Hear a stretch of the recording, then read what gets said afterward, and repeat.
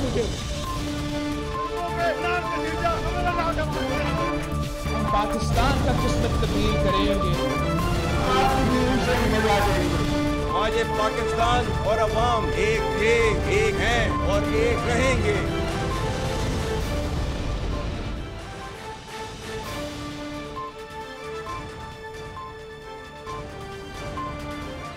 जी अस्सलाम वालेकुम। प्रोग्राम में आज चंद अहम मुद्दात के हवाले से बात करेंगे। सबसे पहले गुफ्तगू रहेगी मखसूस नशिस्तों के केस के हवाले से, जिसका फैसला सुप्रीम कोर्ट से आ चुका, लेकिन फैसला आने के बाद भी जो पार्लियामान बमुकाबला अदलिया, मुक़न्नना बमुकाबला अदलिया की और हुकूमती इत्तेहादी सियासी जमातों बमुकाबला अदलिया के कुछ मखसूस फैसले, अदलिया के कुछ मखसूस जजेस, इनके दरमियान जो एक लड़ाई की, कशमकश की, जंग की, टकराव की, तसादुम की कैफियत है, वो मज़ीद से मज़ीद बढ़ती हुई नज़र आ रही है। अब सवाल ये पैदा होता है, जिसका जवाब अभी तक नहीं आ सका, कि आइन से तजावुज़ कौन कर रहा है?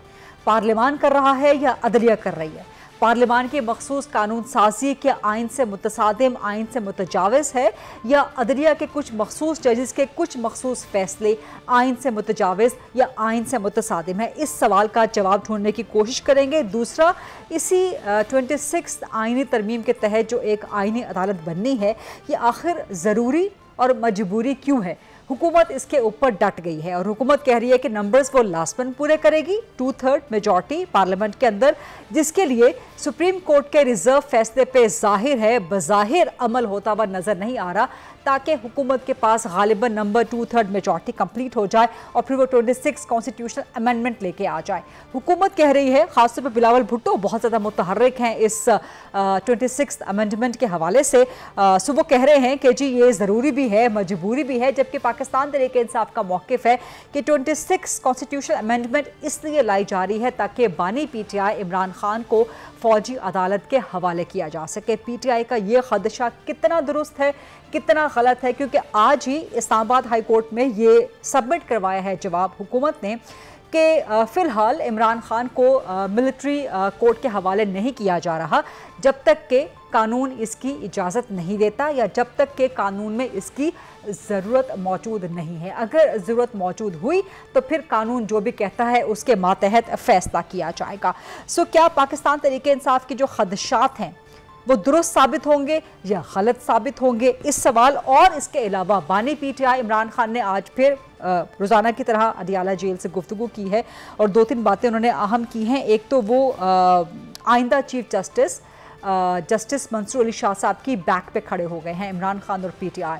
तो तकर्री से पहले ही एक चीफ जस्टिस के पीछे एक मखसूस सियासी जमात का खड़ा हो जाना, क्या ये किसी भी चीफ जस्टिस को मुतनाज़ा नहीं बना देता, सवालात खड़े नहीं कर देता? ये भी बड़ा एक अहम सवाल है। दूसरा, इमरान खान एस्टैब्लिशमेंट से दिल गिरफ्ता हो गए हैं और कहते हैं कि जो मुज़ाकरात निश्ता, और कहते हैं कि चाहे KP की हुकूमत ख़त्म हो जाए, चाहे KP में गवर्नर राज लग जाए, लेकिन अब एस्टैब्लिशमेंट से कोई बात नहीं होगी, जल्द से जुलूस होंगे, मज़ाहिमत होगी। लेकिन इंटरेस्टिंगली इनफ पाकिस्तान तहरीक इंसाफ के दीगर लोग हैं या आधी जमात है जो कि एस्टैब्लिशमेंट से मुज़ाकरात और ताल्लुकात कायम रखने की ख़्वाह भी है। इस पर रऊफ़ हसन साहब का अभी कल परसों का ही बयान, वो भी ऑन रिकॉर्ड एक बार फिर आ चुका है। सो PTI कन्फ्यूज्ड है, मुफ़ाहिमत करनी है कि मज़ाहिमत करनी है, ताल्लुकात रखने हैं या मुज़ाकरात निश्ता करने हैं एस्टैब्लिशमेंट के साथ। इसके अलावा आज का एक और अहम मुद्दा रहेगा मरियम नवाज़ बमुकाबला गंडापुर। आज मरियम नवाज़ साहिबा ने अली अमीन गंडापुर साहब की तकारीर का बड़े ज़बरदस्त तरीके से और बड़ा दो टोक अंदाज में जवाब दिया है। इन्हीं मुद्दात और मामलात के हवाले से बात करेंगे। सवाल ये पैदा होता है कि अब पंजाब और खैबर पख्तूनख्वा के दरमियान जो कशमकश खड़ी हो गई है, क्या इसमें पाकिस्तान तहरीक इंसाफ को पंजाब में मज़ीद जलसे करने की इजाज़त होगी? इन्हीं तमाम मुद्दात और सवालात के जवाब लेने की कोशिश करते हैं। सबसे पहले मेरे साथ मौजूद हैं PMLN पंजाब की मरकज़ी सरकर्दा सीनियर रहनुमा हैं और पंजाब की वज़ीर इत्तलात और नशियात हैं अज़मा बुखारी साहिबा। शुक्रिया अज़मा बुखारी साहिबा, प्रोग्राम की वक्त निकालने पे। मखसूस नशिस्तों के केस का फैसला अभी तक उस पर अमल दरामद होता हुआ नज़र नहीं आ रहा। इलेक्शन कमीशन के इजलास पे इजलास विदाउट एनी रिजल्ट सामने आते जा रहे हैं। हुकूमत ने तो दो टोक कह दिया कि हम किसी सूरत इस पर अमल नहीं करेंगे इस फैसले पे। तो यकीनी तौर पे आप हेड्स ऑन कोलिजन की तरफ जा रहे हैं नून लीग। यही वजह है कि आप पर, मुस्लिम लीग नून पर फिर इल्ज़ाम लग रहा है कि सुप्रीम कोर्ट पे हमला आवर हो रहे हैं। तो क्या वजह है, क्यों नहीं अमल करने दे रहे? आप लोग रुकावट क्यों बने हुए हैं सुप्रीम कोर्ट के फैसले पर? बिस्मिल्लाहिर्रहमानिर्रहीम। बहुत शुक्रिया गरीदा आपका। देखिए, जो इंट्रो आपने जिसमें कहा पता नहीं तसादुम और क्या क्या, कोई तसादुम नहीं है और हम किसी तसादुम की तरफ हम क्यों जाएंगे। हुकूमत वक्त कभी भी तसादुम की तरफ नहीं जाती और ये उसकी कभी चॉइस नहीं होती।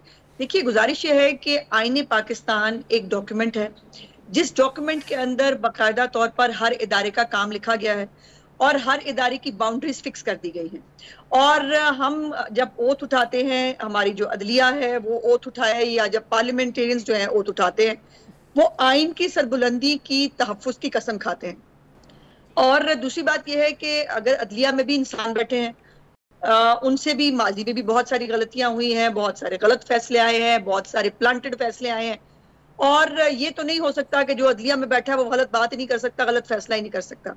और ये जो खास तौर पर ये अब जो जिसके बारे में, जिस मखसूस नशिस्तों वाले फैसले के बारे में हम बात कर रहे हैं, उसके अंदर सिर्फ पार्लियामेंट की इतनी सी बात है कि पार्लियामेंट कहती है कि आईने पाकिस्तान को माने, या सुप्रीम कोर्ट का वो फैसला जिसके अंदर एक जमात जो फरीक नहीं थी उसको धक्के से फरीक बना दिया गया, उसने अपने इलेक्शन के अंदर जो गलतियां की थी उन गलतियों को खुद जो है वो जजमेंट के अंदर दुरुस्त कर दिया गया और बगैर मांगे बगैर फरीक बनाए जो है वो। और ये तो सलमान अकरम राजा साहब आपने सुना होगा उनका क्लिप, जिसके अंदर वो बता चुके हैं कि जी वो हमें तरमिनल्ला साहब ने पूछा कि आपको ये सीटें दे दी जाएं, आपको कोई इतराज तो नहीं होगा।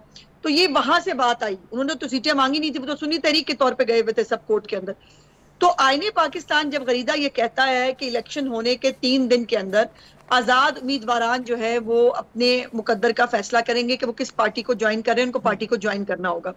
और फिर उसके बाद जब वो 3 दिन के बाद फ्लोर क्रॉसिंग की शर्त जो है वो फिर लग जाती है कि अब आप फ्लोर क्रॉस नहीं करते, आप एक पॉलिटिकल पार्टी के मेंबर हैं।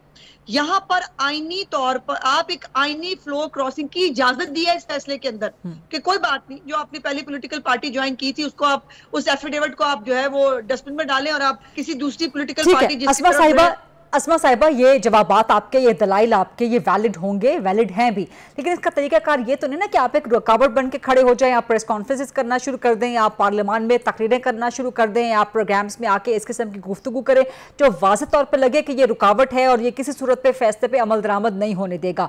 आप भी एक लॉयर हैं, सियासतदान भी हैं, क्या इसका तरीकाकार ये नहीं कि आप नजरसानी की अपील में जाएं? ये सब चीज़ें जो आपको गलत लग रही हैं फैसले के अंदर, रिव्यू में जाए ना आप, लेकिन फैसले पे अमल तो होने देना। जी देखिए, पहले तो गुजारिश ये है कि पार्लियामेंटेरियन और क्या कर सकता है। हमारी डोमेन पार्लियामेंट है और पार्लियामेंट एक सुप्रीम इदारा है जहां से सब लोग जो है वो अपने लिए ताकत ड्राइव करते हैं। और जब पार्लियामेंट को अंडरमाइन किया जाए गरीदा बीबी, जब पार्लियामेंट को रबर स्टैंप बना दिया जाए और जो पार्लियामेंट के जिसका इख्तियार है कि वो कॉन्स्टिट्यूशन के अंदर अमेंडमेंट्स करे, पार्लियामेंट को कौन बनाना है? रबर स्टैंप कौन बना रहा है पार्लियामेंट को? ये फैसले, ये इस तरह के फैसले जो आइन से मावरा आ रहे हैं, वो फैसले जो पॉलिटिकली खास तौर पर एक पॉलिटिकल पार्टी को जो है वो फायदा नजर आ रहा है, बादियों नजर में के पहुंचाया जा रहा है। और आज जो आपने देख रही हैं, जो आपने, मैं तो खैर चीफ मिनिस्टर साहब आज फैसलाबाद थी, उन्होंने 1000 इंटर्न्स जो है ज़राई इंटर्न्स, उनका प्रोग्राम था, फिर फैसलाबाद की डेवलपमेंट की मीटिंग थी। मैं तो नहीं देख सकी, इतना फजूल टाइम है नहीं हमारे पास कि हम देखें इमरान खान ने जेल में से क्या कहा है। लेकिन क्या वो आपको याद होगा, एक इलामिया भी इमरान खान की खुद जो है वो कोर कमेटी का भी आया था, हमारे जज। अब जब ये हमारे जज वाली बात आ रही है तो ये बताइए कि ये कहां से जस्टिफाइड है। और पार्लियामेंट का इख्तियार है सिर्फ कि वो कॉन्स्टिट्यूशन के अंदर चेंज कर सकती है, किसी और इदारे को जो है वो इंटरप्रिटेशन के नाम के ऊपर नया। ठीक, आप ये पाकिस्तान तहरीक इंसाफ पे अगर ये इल्जाम धर रहे हैं कि हमारे जज, उनके एलामिया का आप जिक्र कर रहे हैं, आज भी उन्होंने कहा कि जी हम चीफ जस्टिस जो आने वाले हैं मंसूर अली शाह उनकी बैक पे खड़े हैं, किसी पॉलिटिकल पार्टी को सपोर्ट नहीं करना चाहिए, किसी भी चीफ जस्टिस को, किसी भी जज को, किसी भी जज को तवक्को भी नहीं रखनी चाहिए क्योंकि पॉलिटिकल पार्टी उसकी बैक पे खड़ी होगी। लेकिन हैविंग सेड दैट, अगर ये इल्जाम आप पीटीआई पे लगा रहे हैं तो पीटीआई आप पे ये इल्जाम लगाती है कि आप चीफ जस्टिस काजी फायद ईसा के पीछे खड़े हुए हैं। आईनी अदालत आपके लिए जरूरी या मजबूरी है, या काजी फायद ईसा आपके लिए जरूरी और मजबूरी है? नहीं, कोई शख्स किसी की जरूरी और मजबूरी नहीं होता। आईनी अदालत आज से नहीं, पिछले 20 साल से अंडर डिस्कशन है गरीदा बीबी। और मिसाल की जमहूरियत जो हुआ था पीपल्स पार्टी और पीएमएलएन के बीच में, उसके अंदर भी आईनी अदालत जो है उसको उस वक्त भी कहा गया था कि आईनी अदालत क्यों ना हो। सवाल ये है कि आईनी अदालत से भागने की जरूरत क्या है।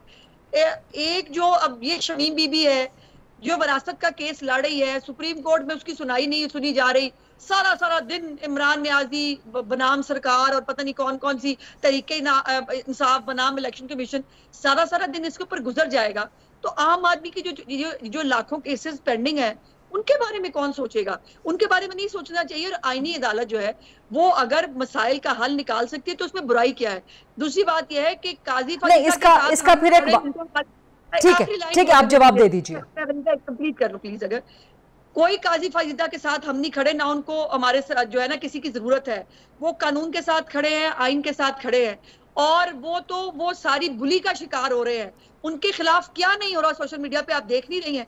उनके खिलाफ गंदे ट्रेंड चलते हैं, उनको गाली गलोच किया जाता है, उनके ऊपर आर्टिकल 6 लगाने की बातें की जाती है, उनको फांसी देने की बातें की जा रही हैं।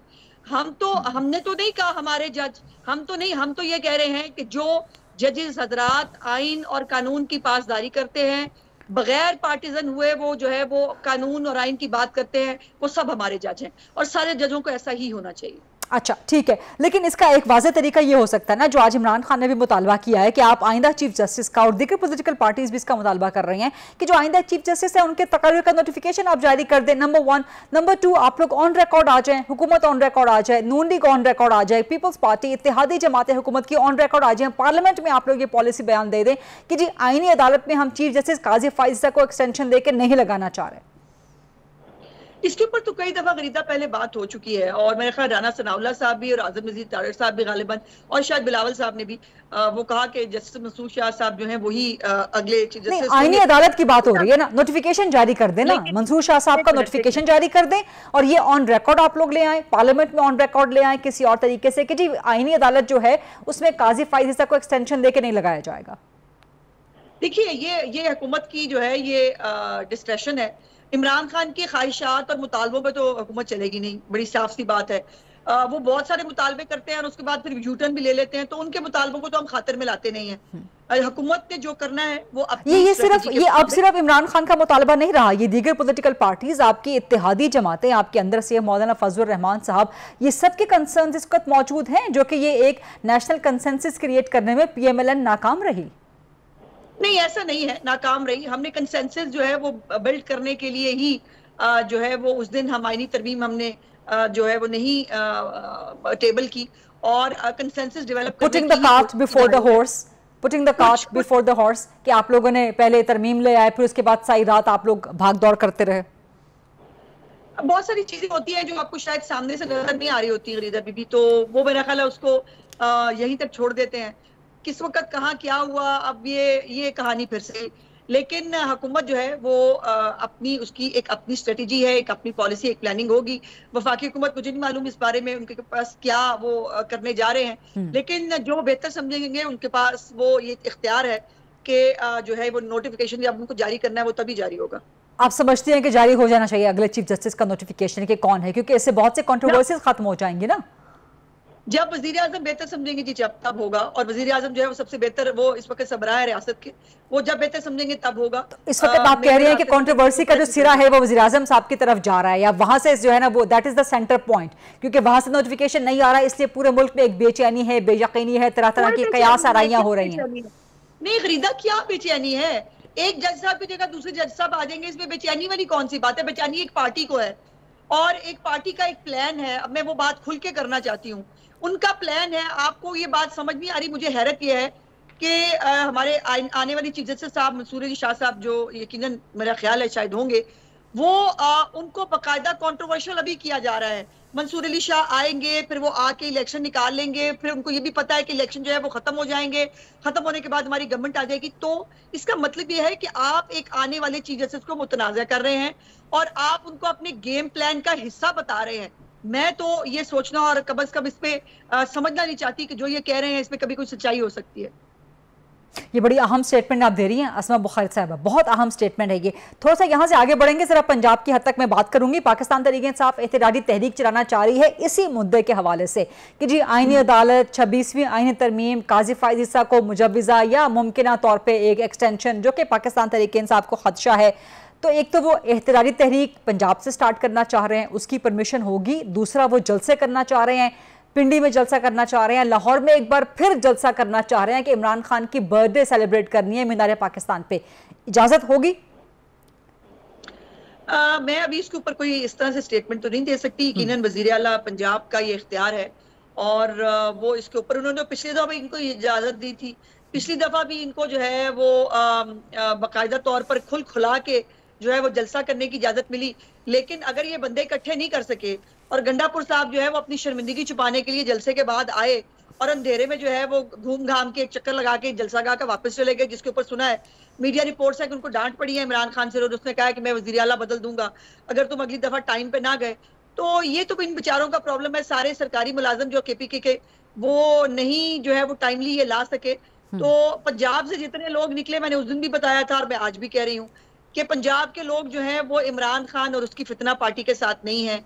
ये जहां मर्जी जलसा कर लें, इनको पहले भी खुला के खेलने का मौका दिया था, ये एक्सपोज हुए थे। ये जब जलसा करेंगे ये एक्सपोज होंगे। तो इसके ऊपर चीफ मिनिस्टर साहिबा जो है वो फाइनल फैसला फरमाएंगी कि जो एप्लीकेशन आई हुई है, अल्लाह जाने वो देखा है मैंने, मीडिया रिपोर्ट्स हैं कि शायद उन्होंने मीनार पाकिस्तान पे की है।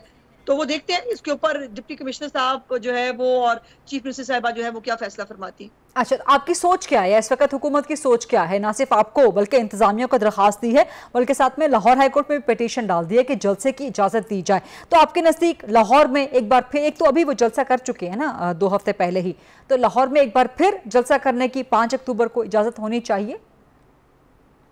जी, मैं समझती हूँ कि उनको हमेशा जो है वो अदालतें ग्रीट करने के लिए तैयार होती हैं हमेशा।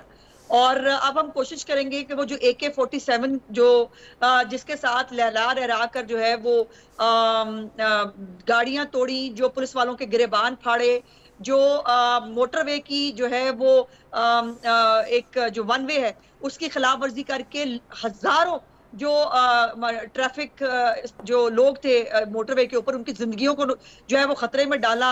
इन्होंने जो है वो जिस तरह से कानून को हाथ में लिया, वो सब चीजें जो है वो पेश की जाएंगी लाहौर हाई कोर्ट के सामने। अगर वहां पिटीशन चली गई है, मुझे वैसे इल्म नहीं था। और जो है वो उसके बाद भी अगर लाहौर हाई कोर्ट को लगता है कि दहशतगर्दों को इसी तरह जो है दंदनाने की इजाजत मिलनी चाहिए, तो फिर हम क्या कर सकते हैं? फिर हम अफसोस का इजहार ही कर सकते हैं। आप एक सूबे के वज़ीर आला को दहशतगर्द कह रही हैं, आप एक सूबे के वज़ीर आला को दहशतगर्द कह रही हैं। वो दहशतगर्द हैं, उनके ऊपर दहशतगर्दी के केसेस हैं गरीदा बीबी, उनके ऊपर नहीं, साबित तो नहीं हुए ना, साबित तो नहीं हुए, मुजरिम बन गए हैं वो। नहीं, वो तो फिर साबित तो खैर मैं इसमें अब क्या ही कहूँ। अब AK-47 के साथ जो लहरा के उसने वो जो गाड़ियां तोड़ी हैं और जो वो वहां पर इनके लोग हवाई फायरिंग करके जो उन्होंने पुलिस वालों को मारा है, उनकी वर्दियां फाड़ी हैं, उनके सबके 9 मई की भी तो सारी फुटेजेस मौजूद है ना। उसके बावजूद जो है वो ये मुझे कहा जाए कि उनको सजा नहीं मिली, तो फिर ये मेरे फिर वही बात है। लेकिन अज़मा साहिबा, एक सूबे के वज़ीर आला को, एक पख्तून वज़ीर आला को अगर आप दहशतगर्द कहेंगी, तो क्या ये सूबाइयत को या एक रेसिज्म का एलिमेंट नहीं जाएगा? इस मामले पे काफी प्रॉब्लम्स क्रिएट हो सकती हैं। नहीं, मैं समझती हूँ कि आपको भी पख्तून वज़ीर आला नहीं कहना चाहिए। वो अनफॉर्चुनेटली वज़ीर आला है एक सूबे का जो इस वक्त दहशतगर्दी का शिकार है। आपको पता है ना, लास्ट वीक जो है वो हमारे कुछ सफीर थे, उनके साथ सवात में एक बहुत बड़ी अनहोनी होते होते रह गई। दहशतगर्दी का आलम यह है कि ये अपने हल्के में नहीं जा सकते। अली अमीन गंडापुर, उनके अपने लोग जो हैं वो भत्ता दे के तालिबान को वहां जी रहे हैं। इन्होंने तालिबान को दोबारा बसाया है केपीके के अंदर, और आज केपीके जो है वो दहशतगर्दी का शिकार है। लेकिन उसको जलसा खेलना है और उसको आना है पंजाब के अंदर आके गंद बकना है और यहाँ पर जो है वो जलसा करना है। मुझे ये बताइए, इससे जो खैबर पख्तूनख्वा के जो यहाँ पर बात करें ना, खैबर पख्तूनख्वा के जो हमारी भाई बहन है, क्या उनको सेहत की सहूलियात नहीं मिलनी चाहिए?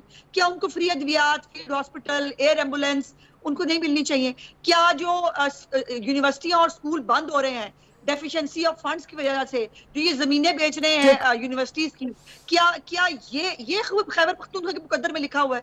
इस तरह के नॉन सीरियस और वाहियात चीफ मिनिस्टर जो है वो उनको मिल गया है, तो ये उनका कसूर है। ये यहाँ पख्तून भाइयों की बात करें, उनको ये दुआ करें कि अल्लाह पाक उनके हाल पे रहम करे। और जिस तरह का चीफ मिनिस्टर उनको मिला है, मेरे लिए मेरे दिल से बहुत दुआएं निकलती हैं उनके लिए। बहुत बहुत शुक्रिया अज़मा बुखारी साहबा, पंजाब की वज़ीर इत्तलात। खैबर पख्तूनख्वा के वज़ीर आला को दहशतगर्द, नॉन सीरियस और वाहियात समझती हैं। इससे पहले मरियम नवाज साहिबा ने भी आज जलसे में एक तकरीब से खिताब करते हुए खैबर पख्तूनख्वा की वज़ीर आला गंडापुर के लिए बड़ी सख्त जो है वो गुफ्तगू की और उनके जलसे की तकारीर का बड़े सख्त अंदाज में जवाब दिया। प्रोग्राम में एक ब्रेक का वक्त हुआ है। Let's take a short quick break. उसके बाद जब वापस आएंगे तो पाकिस्तान तहरीक इंसाफ से इन्हीं और दीगर मुद्दात के हवाले से सवालात का जवाब देंगे। Stay with us.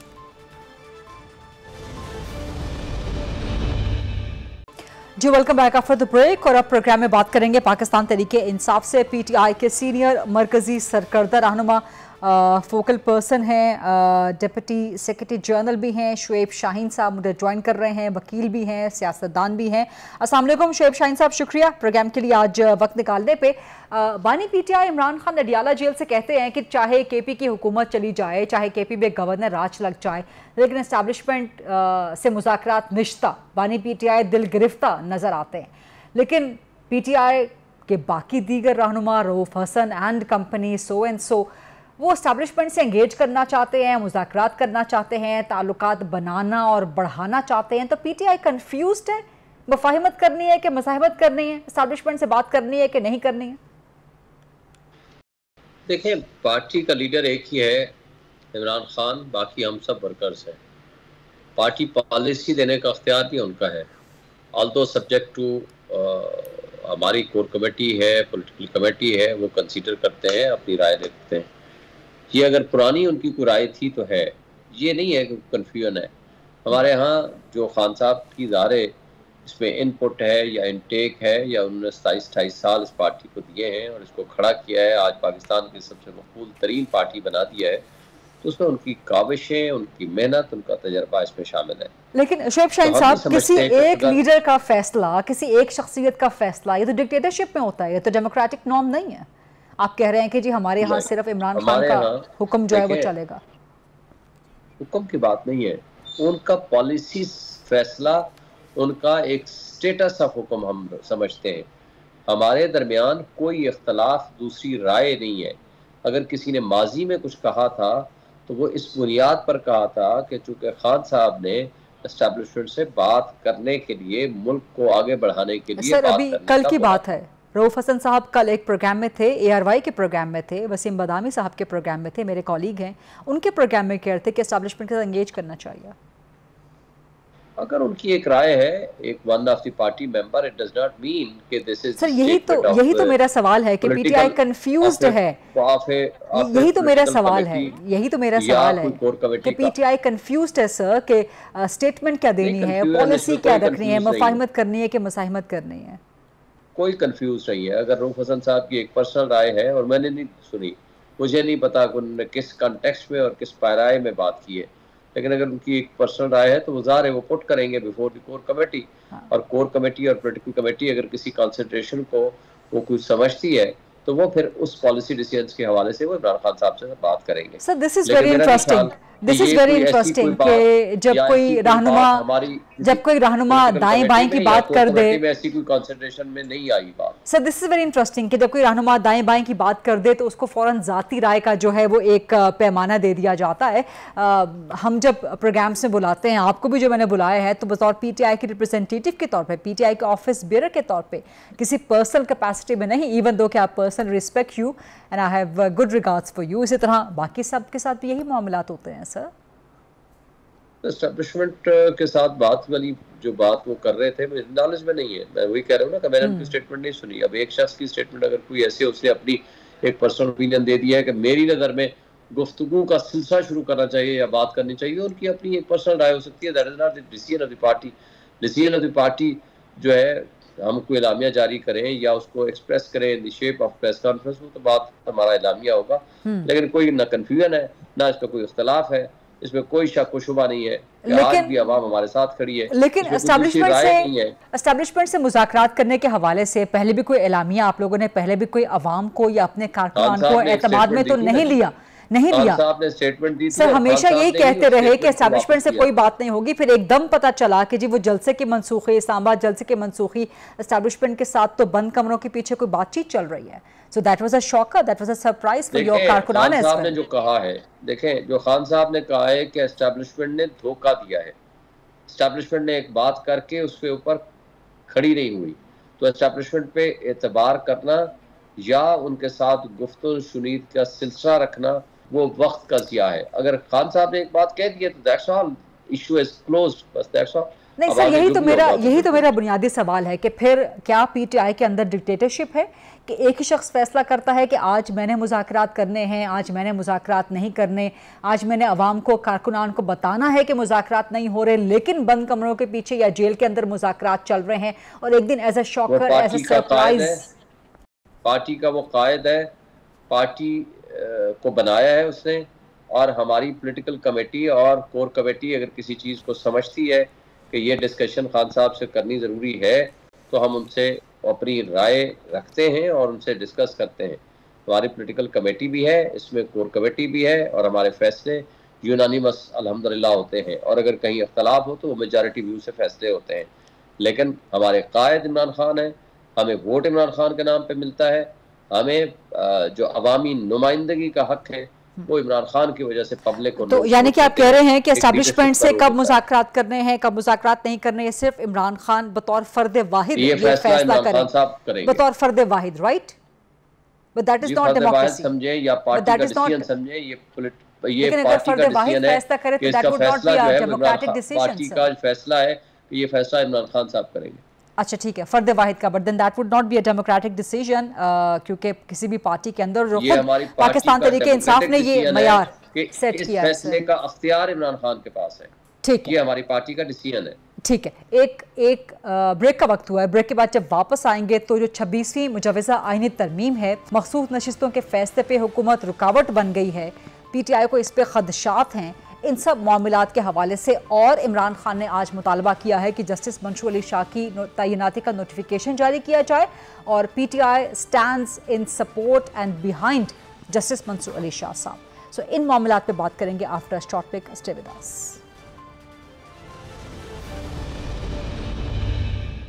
जी welcome back after the break. बात कर रहे हैं हम पाकिस्तान तहरीके इंसाफ से। मरकज़ी रहनुमा शुएब शाहीन साहब मौजूद है हमारे साथ। शुएब शाहीन साहब, जो इमरान खान ने आज बात की है कि चीफ जस्टिस मंसूर अली शाह के तकर्री का नोटिफिकेशन जारी किया जाए, और पीटीआई बैक पे खड़ी है चीफ जस्टिस मंसूर अली शाह साहब के लिए बतौर चीफ जस्टिस, क्या बतौर एक कानूनदान आपको ये मामला प्रॉब्लमैटिक नहीं लगता कि एक पॉलिटिकल पार्टी क्यों सपोर्ट पे खड़ी हो किसी भी चीफ जस्टिस के, किसी भी जज के हवाले से? क्या ये पहले ही कंट्रोवर्शियल नहीं कर देगा आने वाले चीफ जस्टिस को किसी भी? देखें, इफ्तिखार मोहम्मद चौधरी को हटाया गया था, तमाम पॉलिटिकल पार्टीज उनकी बैक पे खड़ी हुई, इसलिए कि जब आइन पे हमला होता है, जब निज़ाम इंसाफ पे हमला होता है, तो जो आइन और क़ानून की बालादस्ती पे यकीन रखने वाली पॉलिटिकल पार्टीज़ होती हैं वो आइन के साथ खड़ी होती हैं, उन इंडिपेंडेंट जजेस के साथ खड़ी होती हैं जो आइन के मुताबिक उनका हक होता है। पिछले साल काजी फाइसा साहब के लिए हालांकि कोई अनसर्टेनिटी नहीं थी, किसी किस्म का किसी एक्सटेंशन या किसी भी हवाले से कोई किसी का एतराज़ नहीं था, 3 महीने पहले काजी फाइसा साहब का नोटिफिकेशन आ जाता है। आज आपके सामने इस कदर अनसर्टेनिटी है और उसके बावजूद 1 महीना बाकी है, अभी तक कोई नोटिफिकेशन नहीं आया। ये बिल्कुल दुरुस्त कहा है उन्होंने, मंसूर अली शाह साहब, आइन का मुताबिक उनका हक है कि उनको चीफ जस्टिस बनना चाहिए, उनका नोटिफिकेशन होना चाहिए। लेकिन क्या ये बाइंडिंग तो नहीं है ना किसी रूल के तहत, किसी कानून के तहत, किसी कायदे ज़ाब्ते के तहत? क्या ये प्रेरोगेटिव है या नहीं है वज़ीर आज़म का या हुकूमत का कि वो जब चाहें चीफ जस्टिस की तकर्री का नोटिफिकेशन जारी कर दें? लेकिन एक आने वाले चीफ जस्टिस के लिए कहना कि हम उनकी सपोर्ट पे खड़े हैं और हम अदलिया की बहाली की तहरीक चलाएंगे, जबकि इस वक्त हालात बज़ाहिर ऐसे नहीं हैं। इफ्तिखार चौधरी की रीइंस्टेटमेंट थी एज द चीफ जस्टिस, उनको उस वक्त के एक डिक्टेटर ने हटा दिया था उनके ओहदे से। इस वक्त कोई ऐसी सूरत हाल तो मौजूद नहीं है ना यहाँ पर।